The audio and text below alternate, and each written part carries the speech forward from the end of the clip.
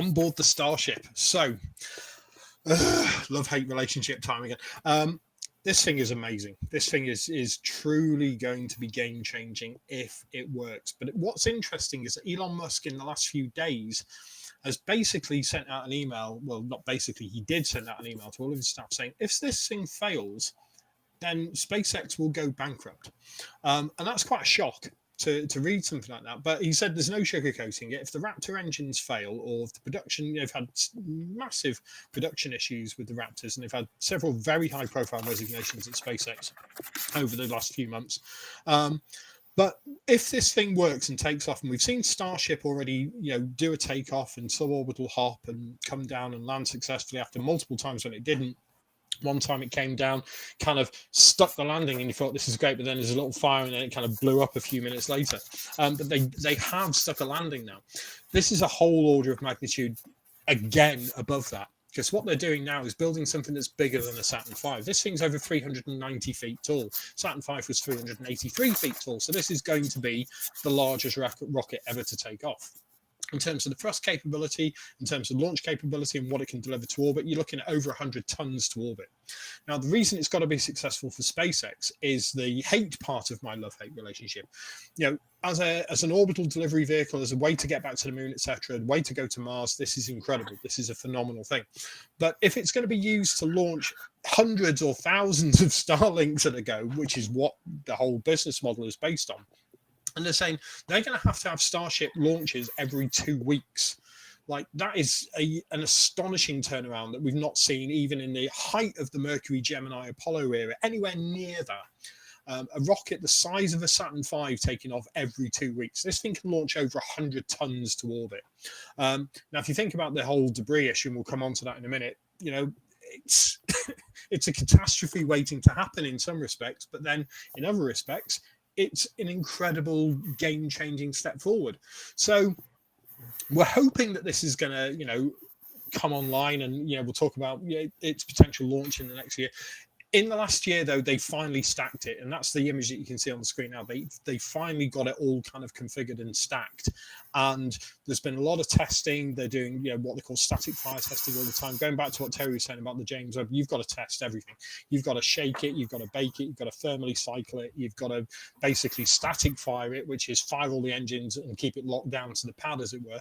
Sometimes you'll do that at a place like Ennis, for example. They have a static fire station where the blast from that with the Saturn V was shattering windows 6 miles away. I mean, this is a big rocket.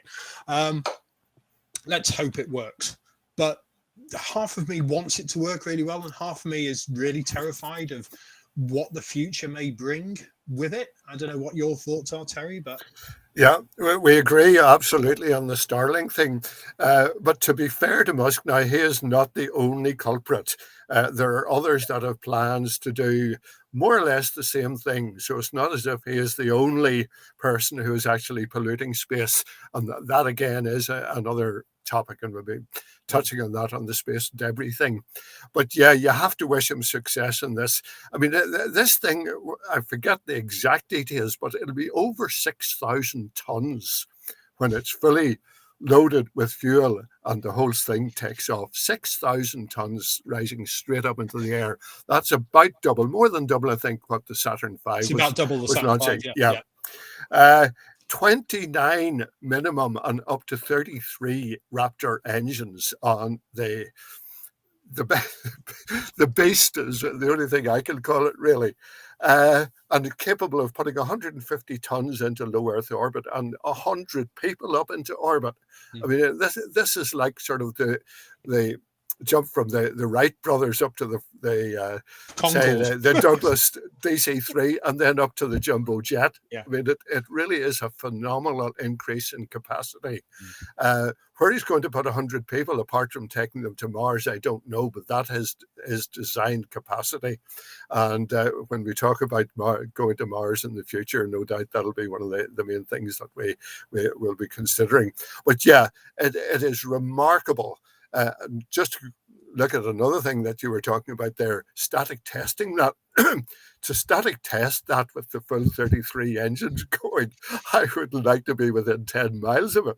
No. It's going to be incredible. And one of the other things, just again, when I think of it, he still has to get full permission from the Boca Chica people to launch that, because this will be absolutely stupendous. The noise, the vibration, and the danger is something that all has to be taken account of, and he has to get FAA approval as well. But if he gets all that, if he keeps the Boca Chica people happy, I wish him success with this one. Well, that's the thing. You go back to the Russian N1, which was their competitor to the Saturn V, and that blew up on the pad and wiped out dozens of people, took out the pad completely, and caused the largest non-nuclear explosion in human history. And they did it 3 times. They blew 1 up on the pad, they blew 2 up on launch. None of them ever made it into orbit. This thing's bigger than that by a factor of 2. And as I said, the engine testing, but the Saturn V's at launch, you had to be 3 miles away. If you were one of the dignitaries or in the crowd watching this thing take off, to avoid you being shaken to bits. And don't forget, you're not just talking about the flames coming out and everyone thinks, oh, it's the fire and the flames and everything else. It's nice sound pressure levels. Sound pressure levels from these things, over 150, 160 dB, you're dead. An average really bad Motorhead concert in the 1980s at front row, you'd be looking at 130, maybe 125, 130 dB. This thing, the Saturn V at ground zero, is apparently over 350 decibels, and decibels, it's a logarithmic scale. Yeah. So this thing's double the power. It's double the size. So the people in Boca Chica, I'd get some really good house insurance if I was living anywhere near Boca Chica right now, because your windows aren't really going to, aren't going to take this. It's going to be interesting if they do go for launches from there.